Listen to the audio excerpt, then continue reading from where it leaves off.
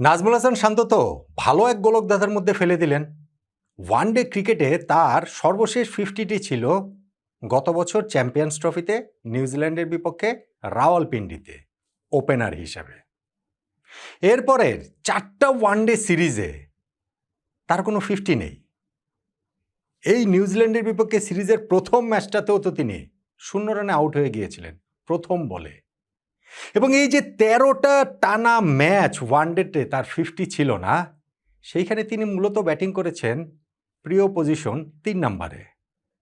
এরপর second one day ম্যাচে তাকে 4 নম্বরে খেলানো হলো, 50 রানে অপরাজিত একটা ইনিংস খেললেন, ক্র্যাম্পের কারণে বেরিয়ে যেতে হয়েছে। এবং আজকে সেই 4 নম্বরে তো ওয়ানডে ক্রিকেটে তার চতুর্থ সেঞ্চুরিটিই করে ফেললেন। গোলকধাঁধাটা এই জায়গাতেই। নাজমুল হোসেন শান্ত কি তাহলে 3 নম্বরের চেয়ে বেটার ব্যাটসম্যান 4 নম্বরে কিংবা ওপেনার হিসাবে? 2027 ওয়ানডে বিশ্বকাপ পরিকল্পনায় শান্তকে কি মিডল অর্ডারের এই জায়গাটার কথাই বিবেচনা করবে টিম ম্যানেজমেন্ট?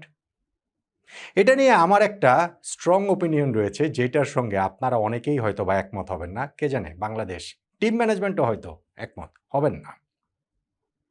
তবে তার আগে বলতে হবে যে শান্ত আজকে ফ্যান্টাস্টিক একটা ইনিংস খেলেছেন। আমি বলবো ওয়ানডে ক্রিকেটে তার one of the best knock তিনি খেলেছেন।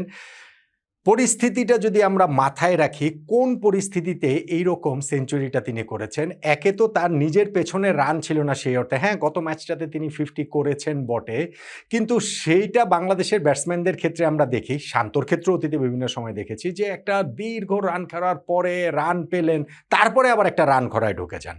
ফলে এই টানা দ্বিতীয় ম্যাচে ভালো করাটার একটা প্রেশার যেমন ছিল, ঠিক তেমনিভাবে বাংলাদেশ দল যেই অবস্থাতে ছিল ওই প্রেশারটা আরও অনেক বেশি ছিল। ক্রিজে তিনি গিয়েছেন ইনিংসের 3rd ওভারে, যখন 9 রানের মধ্যে বাংলাদেশ 2 ওপেনারের উইকেট হারিয়ে ফেলেন, সাইফ হাসান এবং তানজিদ হাসান তামিমের। আর 32 রানে যখন তৃতীয় ব্যাটসম্যান আউট হয়ে গেলেন সৌম্য সরকার, এরপরে কিন্তু শান্ত ও লিটন দাসের সেই পার্টনারশিপটা, এই দুইজন 178 বলে 160 রানের একটা পার্টনারশিপ করেছেন। শান্ত তো সেঞ্চুরিই পেয়েছেন, লিটন সেঞ্চুরিটা পাননি, 70 ওভার রান করে তিনি আউট হয়েছেন।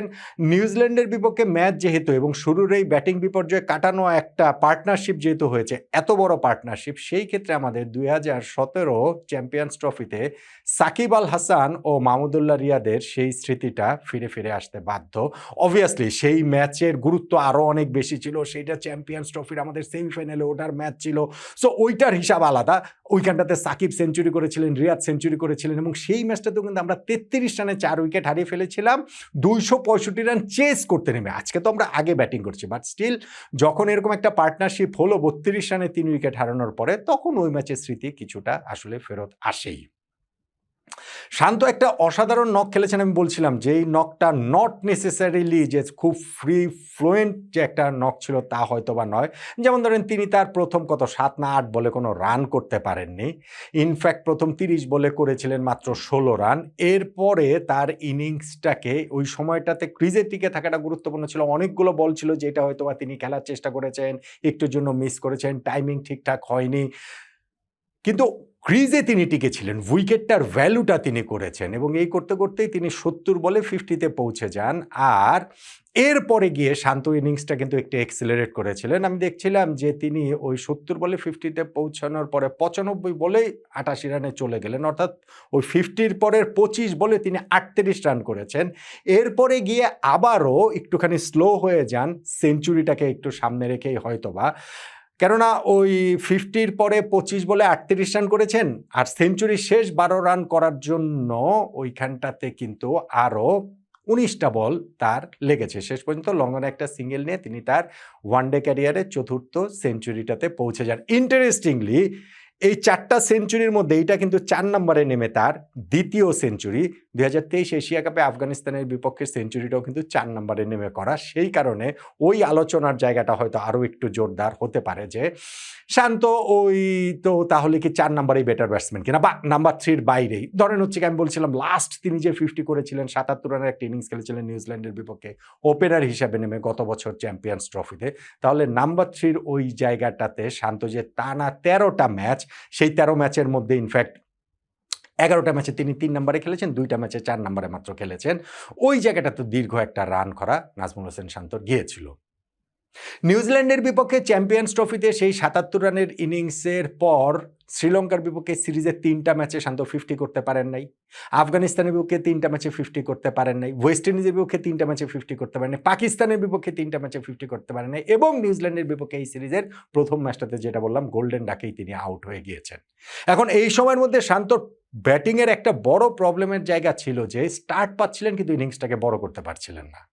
তার এই সময়ের মধ্যে 20s রয়েছে 3টা না 4টা, 30s-এর ইনিংস রয়েছে, 40s-এর ইনিংস রয়েছে, কিন্তু ওই ইনিংসটা স্টার্ট পাওয়ার পর যে বড় ইনিংস খেলবেন সেইটা শান্ত করতে পারছিলেন না, যা ছিল আসলে খুবই ডিসঅ্যাপয়েন্টিং। আপনি দেখেন এর আগে যে আমরা পাকিস্তানের বিপক্ষে সিরিজটা খেলেছিলাম সেইখানেও কিন্তু শান্ত একটা ম্যাচে 0 রান আউট হয়েছেন, বাকি 2টা ম্যাচে 27 রান করেছেন। এখন একটা ব্যাটসম্যান যখন 27 রান করে ফেলবেন বা আমি বললাম এতগুলো ম্যাচে 20s 30s 40s-এ যাবেন, তখন আসলে বড় স্কোর না করলে সেটা হতাশাজনক হয়। হতাশার কারণটা আরও বেশি করেছিল কারণ শান্ত বাংলাদেশের এই ওয়ানডে সেটআপে এখন one of the very few batsman যারা আসলে ওয়ানডে ক্রিকেটের টোন অনুযায়ী আসলে ব্যাটিং করতে পারেন এবং বড় ইনিংস খেলতে পারেন, যেইটা ধরেন আমাদের ঠিক এর আগের যে আমাদের ন্যাশনাল টিমের সেটআপটা ছিল সেইখানটাতে তামিম খুব ভালোভাবে পারতেন, তামিম ইকবাল, মুশফিকুর রহিম খুব ভালোভাবে পারতেন, মাহমুদুল্লাহ রিয়াদ পারতেন, সাকিব আল হাসানের প্যাটার্নটা একটু আলাদা ছিল, তিনিও অনেক কুইক খেলতেন, বাউন্ডারি স্কোরিং শট অনেক বেশি ছিল, বাট স্টিল সিঙ্গেলস ডাবলস কিন্তু সাকিব ওই জায়গাটাতেও সবসময় বিজি ক্রিকেটার ক্রিজের মধ্যে কিন্তু সেই জায়গাটা ছিল। আমাদের এখনকার ওয়ানডে সেটআপে এরকম ব্যাটসম্যান কিন্তু আসলে খুব একটা নাই। এটা আমি ভালো খারাপ বলছি না, আমি বলছি হচ্ছে গিয়ে প্যাটার্ন, কারো কারো প্যাটার্ন থাকে না, যেমন ধরেন আমাদের তানজিদ হাসান তামিম, তার প্যাটার্ন হচ্ছে গিয়ে বাউন্ডারি স্কোরিং শট তার ইনিংসে অনেক বেশি থাকে। শান্তর ক্ষেত্রে তিনি একই সঙ্গে ইনিংসটা অ্যাঙ্করও যেমন করতে পারেন, ওয়ানডে ক্রিকেটের টু সাম এক্সটেন্ট সেটার প্রয়োজন রয়েছে, বাংলাদেশের মতো দলে তো রয়েছে, আবার একই সঙ্গে তার ওই হিটিং অ্যাবিলিটির জায়গাটা রয়েছে। আজকের এই ইনিংসটার কথাই আপনি দেখেন না কেন, পুরো ইনিংসে তিনি 9টা 4 মেরেছেন এবং 2টা ছক্কা মেরেছেন, তার মানে 4 নং 36 এবং 6 দুগুণে 12, 48 রান নিয়েছেন তিনি 4 ছক্কা থেকে 105 রানের ইনিংসটার মধ্যে। বাকি রান কিন্তু তিনি ওই সিঙ্গেলস ডাবল 3 রান এর মাধ্যমেই কিন্তু নিয়েছেন। হ্যাঁ, একটা প্রবলেমের জায়গা যেটা হচ্ছে গিয়ে ডট বল পার্সেন্টেজ অনেক বেশি। সেই প্রবলেমটা বাংলাদেশে প্রায় সব ব্যাটসম্যানের ক্ষেত্রেই তো এখন এটা প্রযোজ্য, অনেক বেশি আমরা এখন এটা আমাদের মানে একটা বেশ প্রবলেমেরই জায়গা। সো সেই প্রবলেম থেকে শান্ত মুক্ত নন, কিন্তু ওই যে ইনিংসটা এক সাইড থেকে ধরে রেখে বা তাকে কেন্দ্র করে যে ইনিংস আবর্তিত হয় এইটা শান্ত খুব ভালোভাবে পারেন। আর তিনি যখন ওই যে স্টার্ট পাওয়ার পর সেই ইনিংসগুলো বড় করতে পারছিলেন না, সেইটা আসলে খুব ডিসঅ্যাপয়েন্টিং ছিল। ইনিংসের শুরুতে আউট হয়ে যাওয়াটা একরকম হতাশার, আর স্টার্ট পাওয়ার পর সেটা বড় করতে না পারাটা, স্পেশালি যাদের সেই সামর্থ্যটা রয়েছে, আমি বারবার বলছি যে শান্তর সেই সামর্থ্যটা রয়েছে, ফলে সেই জায়গাটা ছিল আরও অনেক বেশি হতাশার। এই কারণেই শান্তর এই 2টা ইনিংস, স্পেশালি আজকের এই সেঞ্চুরি ইনিংসটার আমি আলাদা একটা গুরুত্ব দেখি।